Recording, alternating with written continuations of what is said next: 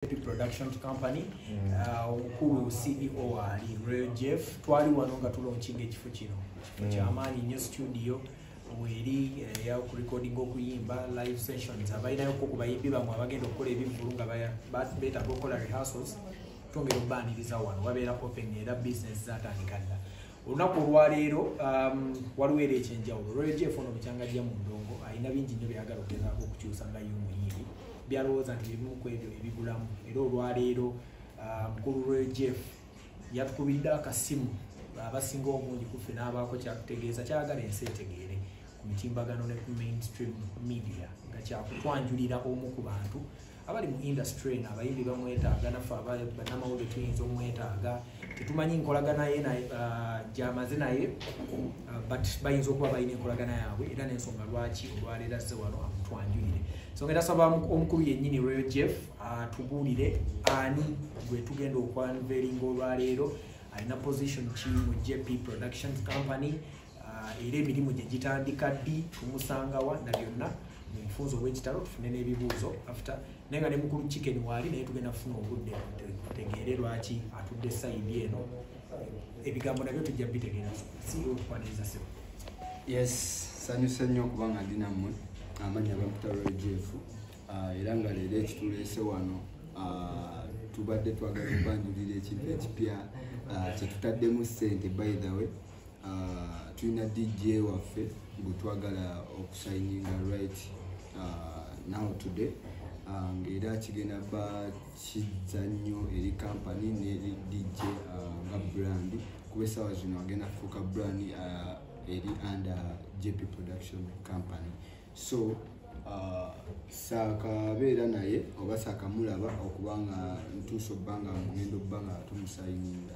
so mulabidde ebbanga nabiddeko n'ebbanga ng'era nkyali mwavu so DJ wange nnyo mumanyi ate nga wakabi so making sure nti tumufunira machines zonna zeyandyetaaza okuba nga akozesa eri ebbaala yonna ekifo kyonna ekyandibadde kimwetaaga okuba nga akikolera so asobola mu JP Production Company okuba nga akola ki amubukinga so kyekyo so okay kale tweyanziza ne DJ uno nawe tujja kusaba oyogereko eri abantu tubuulire enkolagana yo Royal Jeff yakusiima atya kukakasa nti ddala mu badijja abangi abali wano abamanyi kye bakola nga naawe mwoli lwaki gwe na story neeri funny wandyogere naye amanya amanya n'eddoboozi ampita DJ Satisfy gwe ne weyitaano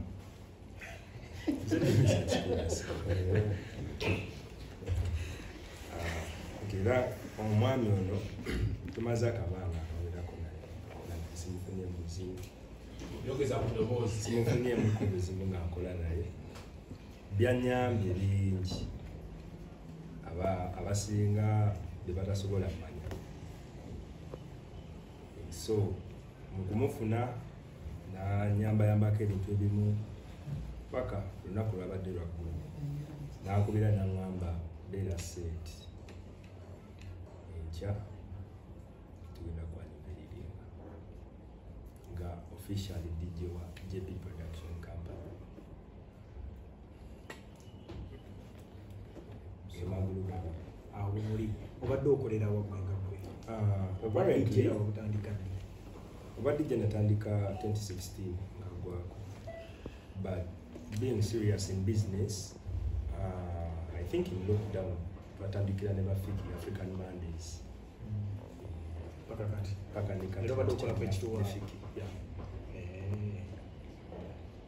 okuzayoko katono nnyo Royal Jeff omukulu ono wamufunidde ebyuma era oyagala kumuta n'abantu abalala batandika okumufuna naye gwe nga gwe enkolagana yo ddala mu butuufu bwayo n'ogamba nti mbadijja abangi abaliwo n'abakuba endongo ebikozi oli muyimbi yabadde asinga ogikuba kigwe x factor kyo gye wamulabyemu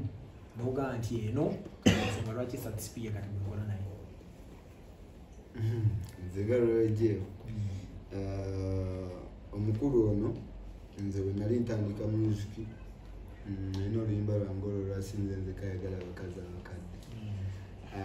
naye nga ngenda mu mabaala ng'abayimbi abalala nga ndaba ba DJ banzanire ku ndongo yange naye mukulu like kuba ba DJ omwana balina nnyo embeera ez'ekisiru eziyita za kisiru ezibalowooza nti bakabi oba balina banjawulo kiki